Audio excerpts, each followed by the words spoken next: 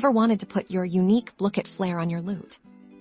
Today, we're diving deep into the exciting world of custom boxes in Blooket, exploring how you might be able to snag some personalized goodies and what that means for your gameplay. Now, let's be upfront, Blooket doesn't currently have a direct, create your own box button like you might find in some other games, but that doesn't mean the door to custom experiences is entirely shut.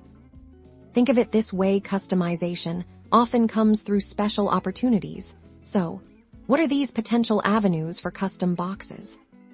First, keep a hawk's eye on developer events and community challenges. Blooket occasionally hosts special events or runs challenges where unique rewards, including exclusive themed boxes, are offered. Winning these can be your ticket to something special. Next, consider in-game achievements. While not always yielding custom boxes directly, achieving certain milestones within Blooket, like mastering all game modes or reaching high levels, could unlock special cosmetic items or even unique ways to unbox them. It's all about engagement and participation. The more you play and explore the different Blooket experiences, the higher your chances of stumbling upon these limited-time opportunities.